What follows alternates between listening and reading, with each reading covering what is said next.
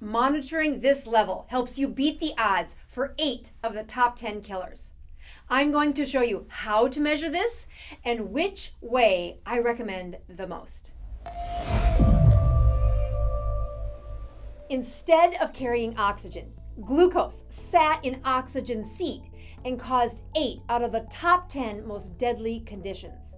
Why did glucose do that? Because you let your average blood sugar hang out too high. The longer you rob oxygen from the cells in your heart, the more diseased your heart becomes. This applies to all of your cells of vital organs like your brain, kidneys, and immune system. Hopefully you get my point. Lower blood sugars with an average in the 80s is best. It's the average blood glucose that matters the most. So let's figure out, what's your average blood glucose? Prick your finger right now and check your blood sugar. Using a glucometer called point of care testing, my blood sugar is about 85, but that's not my average. To get my average, I will need to prick my finger multiple times an hour. I need more data to get the average. Some sugars after I eat will be higher for a while, and sugars after I haven't eaten in hours, like in the morning, should be lower.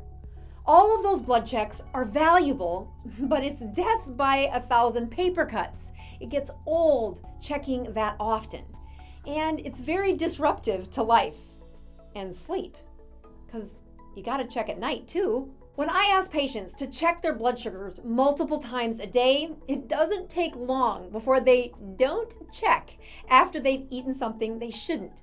They ignore the mistake by not looking, but your hemoglobin still took the hit. If we want an average, we need all the numbers. So as we review, what are the pros and cons about point of care? Well, for starters, the access is amazing. You do not need a prescription from me to have one of these. Also, the cost is perfect. It is very economical to buy the meters and the strips and check your glucoses. And the feedback to the patient is immediate. That's point of care. The number of times they have to test per day should be closer to 200 in a day, and most patients just won't do that. And even when they check that many times a day, the correlation to your average blood glucose is still pretty poor because they're not checking when they're asleep, and they just can't check as often as we need them to. So point of care meters have some limitations. Continuous glucose monitors helped with this problem. This is a second option for figuring out what's your average blood glucose. These fancy advancements in medicine use a microfilament inserted into the fat just under your skin. That microfilament detects the glucose in that tissue, that fatty tissue just below the skin, and it approximates the sugars found in your serum. It then sends the information through a microfilament to a sensor taped to your body, and that is communicating with a smart device. So cool. Some systems require that patients wave their smartphone over the sensor to check their blood sugar, and they didn't have to prick their finger. The more advanced monitors check the blood glucoses every 5 minutes without bothering the patient. It looks at those glucose numbers when they're awake, when they're asleep, after they've eaten something they shouldn't. It allows the patient and the doctor to look retrospectively on what the blood sugars have been doing. Now, they don't get out of pricking their finger completely. Calibration of their continuous glucose monitors means they will still have to prick their fingers and check the continuous glucose monitor to match their home glucose meters. The need for a prescription actually isn't the greatest barrier, it's the cost. It costs about $10 to $15 per day to wear one of these. Now, not gonna lie, the feedback is amazing. It is transformative to watch a patient understand what these foods are doing in real-time data. It is the average blood sugar that matters the most, and it links them to this broken metabolism when they use that continuous glucose monitor. There are plenty of people who said the aha moment for them came when they were wearing one of these devices. They still do need to prick their finger 1 to 2 times a day to keep that machine calibrated and working right, and the link to average blood sugar is pretty great. The biggest downside is clearly the cost. My favorite way to do this is still to use the blood test glycated hemoglobin A1C to find their average glucose. The story usually goes like this. When I meet a patient and I suspect that there's a problem with their metabolism, I ask the patient to do this test. It actually works much better than trying to get them to do dozens of finger pricks or the cost of a CGM. For this test, they often have to pay out of pocket, which is about $80 to $100. Insurance only covers this test if they're already a diabetic, and I want to stop the process before they become a diabetic.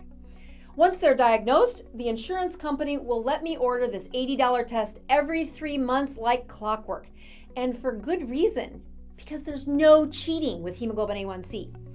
Unlike the point-of-care tests with glucometers, patients have to be good for 90 days for the test to look healthier, improved when they come in to see me.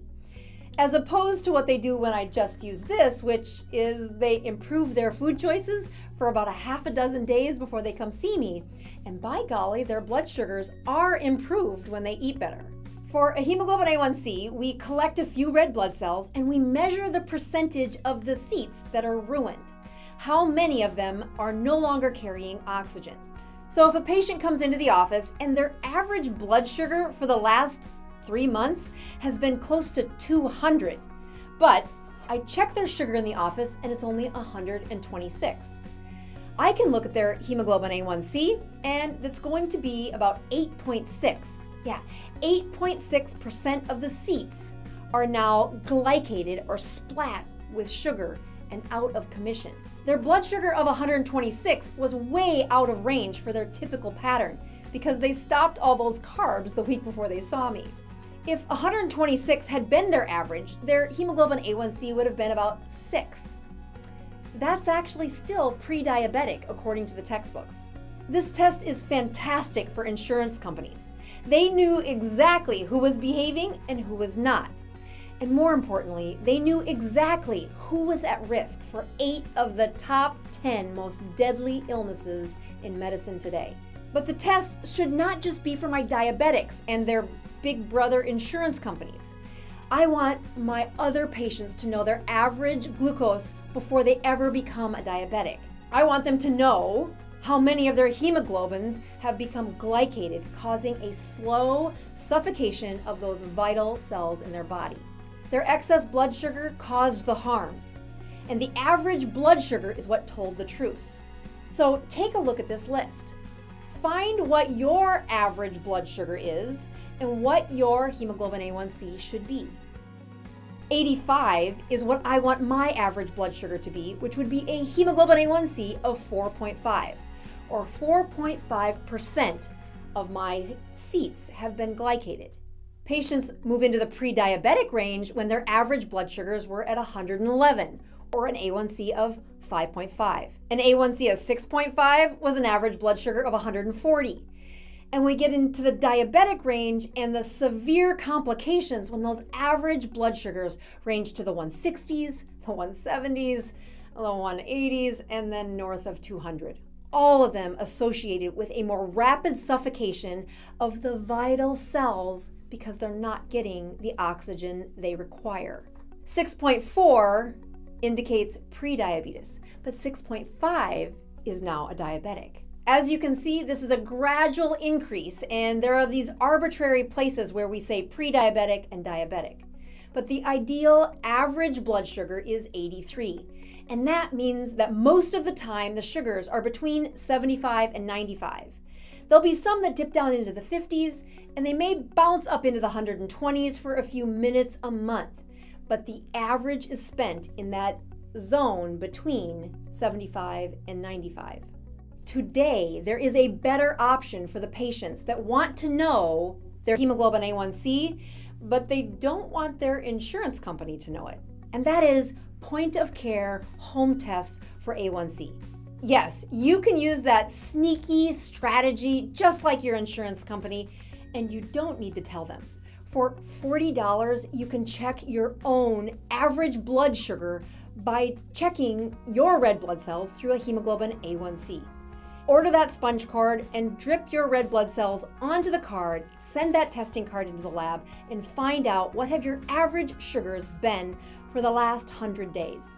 Instead of checking this test every 3 months like your insurance allows, I tell my patients, Check it every month until you get your average as close to 4.5 as you possibly can.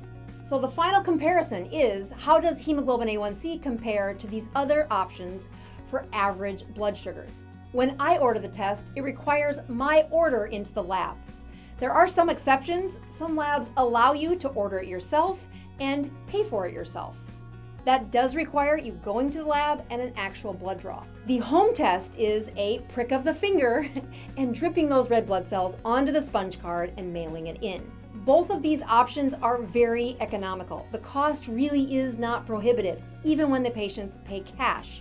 The results aren't immediate. They do need to wait a few days to get the report back, and they can't exactly link it to which foods cause the highest increase in their blood sugars.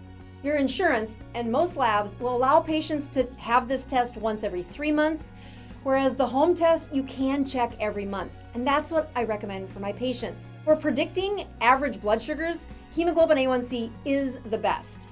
It doesn't take a break when you sleep, it doesn't turn off when you don't calibrate it, and it doesn't close its eyes when you eat something you shouldn't. It truly is measuring how many of those glucose came in contact with your hemoglobins inside the red blood cells for the last 100 days. Join me. Check your average blood sugar with a prick of your finger and a sponge card that you send through the mail. Click the link below. Let's start improving your health.